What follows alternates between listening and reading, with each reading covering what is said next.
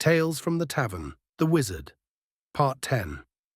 At first I presumed that we had woken from our sleep prematurely, as there was very little light that entered our cosy room. My notion was shortly dismissed as I looked out of the window. Dark clouds loomed ominously as far as the eye could see, and soon it began to rain. No doubt an ill omen. We were no more than a few miles down the road when it began to pick up, and we were now helpless to the onslaught of such a dispiriting event. The path turned into a muddy obstacle course, and our once steady pace became an arduous crawl. The wizard was understandably in an irritable mood, so I thought it best to abstain from any sort of conversation, as experience tells me it would do no good. Instead, we both suffered in silence and resolved ourselves to press on with grim determination. We trudged through what felt like 20 more miles of muddy road, though 10 is likely more near the mark, when it suddenly became quite steep. This was a blessing and a curse. The road was less muddy the higher we went, but we slogged uphill with greatly increased effort. When we reached the peak of the curve, we were greeted with a most peculiar sight. Before us, nestled between a rocky outcrop and the road, was a small covered wagon. Sitting on a small wooden platform at its rear was a man. He wore a wide straw hat and had a complexion like tanned leather. When he spotted us coming over the bend, he hopped off his seat and hailed us, waving his hand vigorously in the air. "Oi, greetings, strangers. Didn't expect to see no one travelling this here road under these dismal conditions. Come, sit with me by my wagon. I expect you'd find the reprieve from the rain agreeable to yourselves, and I've got tea on the kettle. Matthew's the name." The promise of tea alone would have been enough to lure the wizard off the road, and this fellow seemed nice enough. We accepted his generous offer and sat together by his wagon and out of the rain. Matthew went about gathering some cups and preparing the tea. He was likely a merchant, as his wagon was full to bursting with various goods and oddments. He handed us our cups. The tea was delicious and exceptionally fragrant. I assume it was a type of foreign tea he had procured on his travels, as it was nothing like I had ever tasted. Matthew pursed his lips and gently blew into his cup, wisps of steam trailing around the mouth of it. "I don't like my tea hot, you see. I prefer it a bit tepid." He blew a few more times. "I know it seems strange, but I think it brings out more of the flavour. I also don't like scorching my tongue." He laughed, set down his cup and gestured to both of us. "So, where you folk be headed to?" Before I could say, "I don't have the faintest idea," the wizard said. "To the city, of course. We have a fancy to peruse the alehouses and try our luck at the tables." "Ah, the tables. Ain't much of a gambling man myself. I always have the most rotten luck. I do like placing a bet on the tournaments every now and again, though, but I still never win nothing. Still, it's a fun little distraction for me when I'm not on the road, you see." He shrugged and sipped his tea. "Ah, still too damn hot. One has to be patient, which clearly I am not." He put the cup back down, rested his arms on his knees, and put on a more serious expression. "Unless drinking and gambling be a non-negotiable proclivity for you lot, I'd caution against going down that way at the moment. It ain't safe, what with the rebellion and all, not to mention the bandits, highwaymen, and floods and such." He guessed our thoughts by the look of our incredulous faces. "You boys telling me you don't know nothing about the rebellion? Good Lord, do you people live under a rock?" Matthew stoked the small fire, shifted in his seat, and cleared his throat. "Well, a few years back there be this group or order or something what's called themselves the Sons. That's S-U-N-S, mind you. Now these here Sons, they were a peculiar lot, always fussing about with magic and knowledge and books and the like. Obsessed with it is what they were. They travelled great distances, to strange lands with strange people and even stranger beasts. Well, as months went by, they started touting bizarre ideas where they picked up in their travels, no doubt. And soon these ideas began to proliferate among the people. Of course, most common folk are quite simple and didn't really understand the implications of these ideas, but they sounded good to them. As for me, I'm a learned man, know all me letters, I do." He sipped his tea and continued. "Still too hot. Anyways, there were many ideas that were sown, ranging from every subject imaginable, but there was one that stuck the most for the commoner." He paused, waiting for us to ask the obvious question. "And what idea was that, pray tell?" "Power." He said simply. and the nature of lords and kings and knights and nobles, our feudal system of governance, of the divine right of authority by the Creator, of restitution and reconciliation. He said passionately, his voice gradually rising to a crescendo. And what sort of revelation was revealed to the people by these ideas? That it's all a hoax, just one big giant lie that has been perpetuated since the beginning of time, I'd wager. When the peasant realized that they're betters, the people in positions of wealth and power need them far more than they need some sweaty knight in a suit of armor or fat noble dressed in silk. They became quite angry, as you'd expect, and before long there was talk among the people in every village and every city. At first, it was just whispered musings, and many found the idea preposterous at first. But with the steady hand of local wise men, scholars and philosophers, the concept became more palatable, and the notion was eventually accepted by the majority of folk. He spat into the fire and took another sip of tea. Ah, see, that right there is nice, that is. Not hot but not yet cold, a perfect balance. He sat there, relishing the taste. His eyes danced back and forth on the both of us, presumably expecting another question. Interesting news, indeed. But how fares the rebellion? Such things have happened before, and have always ended the same, with summary executions and an even greater consolidation of power for the nobility. Not great from what I've heard. The rebels have snatched a few victories here and there, mostly small skirmishes, but I've also heard. He glanced to his left and right, leaned in closer and said with a conspiratorial inflection, That the rebels, just up that road or around the city thereabouts, have something big planned. Their numbers have swelled, and what was once just a ragtag of volunteers with pitchforks has formed into a proper army, more or less.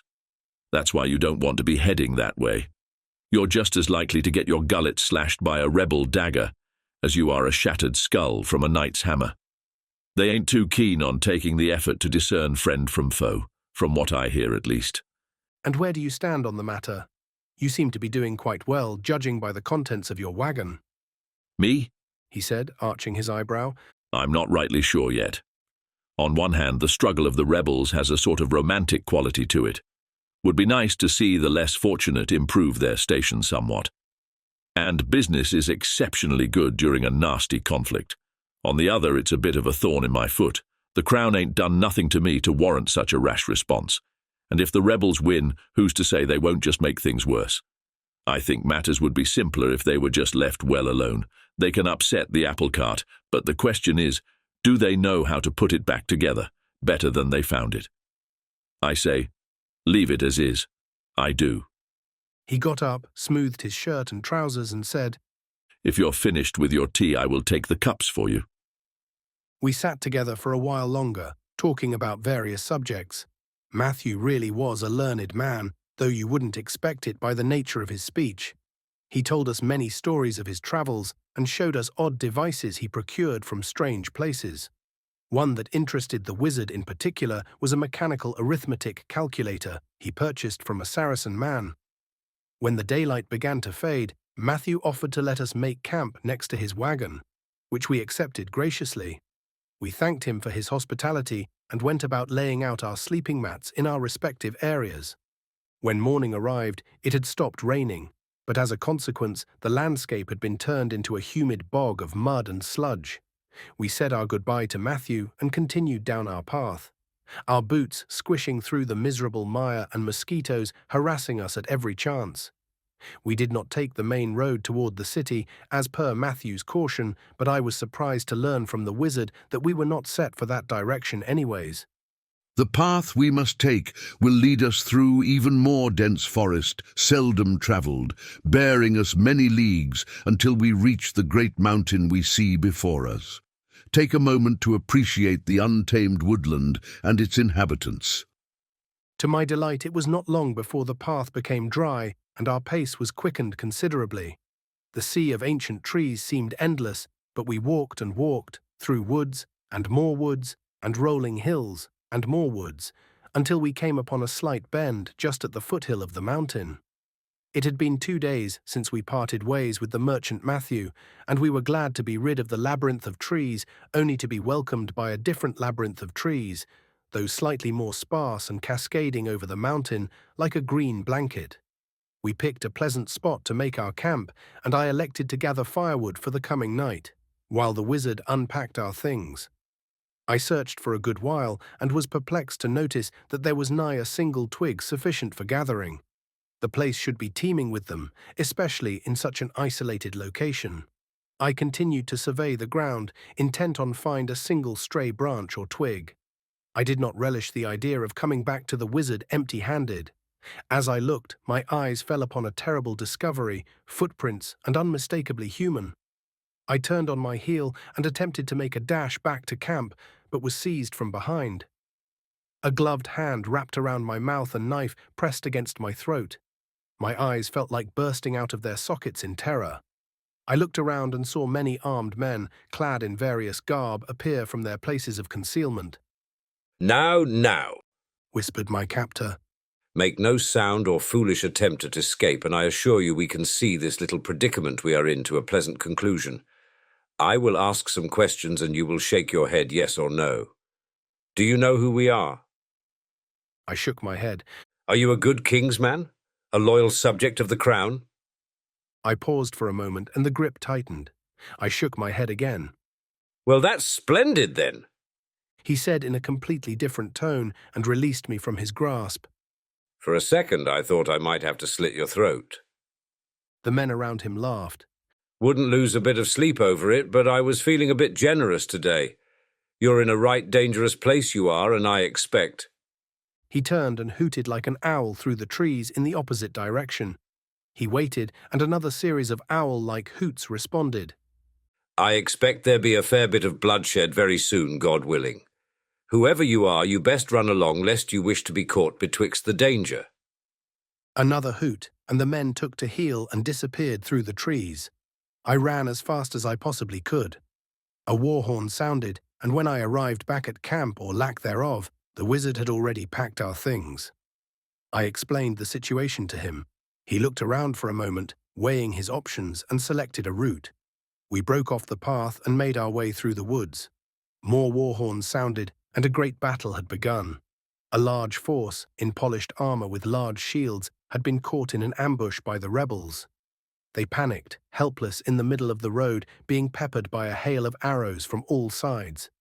But they quickly regained their composure and countered the attack, raising their shields in unison, modifying their formation, and advancing on the opposing force. The king's bowmen returned their terrible volley with a volley of their own. Arrows and bolts whistled through the trees. Many rebels were struck, and a stray arrow shot just past my face and lodged into the trunk of a tree with a thud. We doubled and then tripled our pace as fast as our legs would carry us.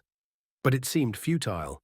The battle spread thinner and thinner, and soon enough the combat had bled directly in front of us, precisely where we needed to go.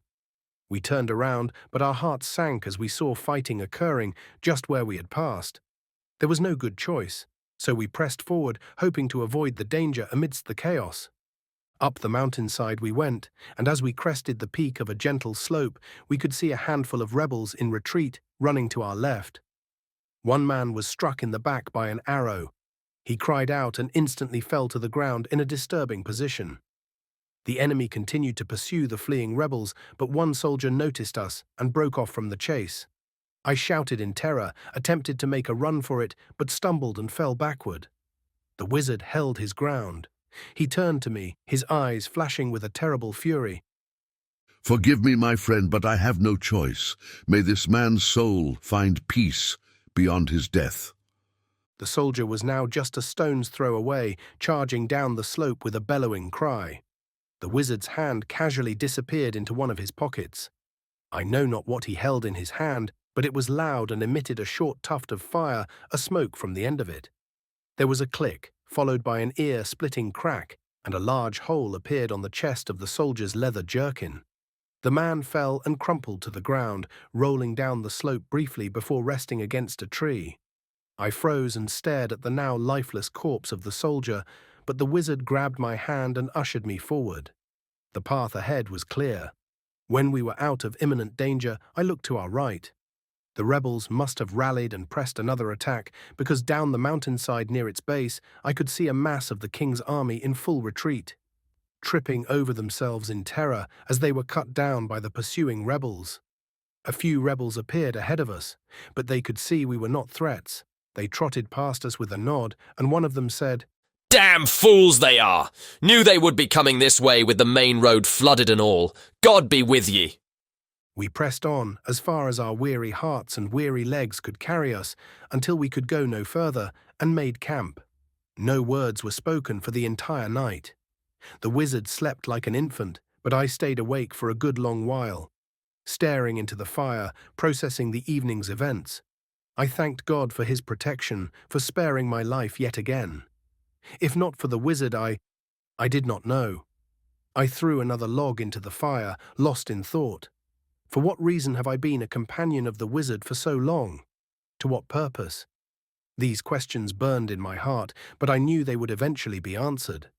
It seemed like an eternity before we finally reached our destination. Far away in the isolated wilderness among the mountainside, the path became nearly indistinguishable from the landscape itself, and the wizard frequently stopped to gain his bearings and study the surroundings. The path wandered up and up until it arrived at the base of a looming mountainside nestled in a cove surrounded by many trees on either side.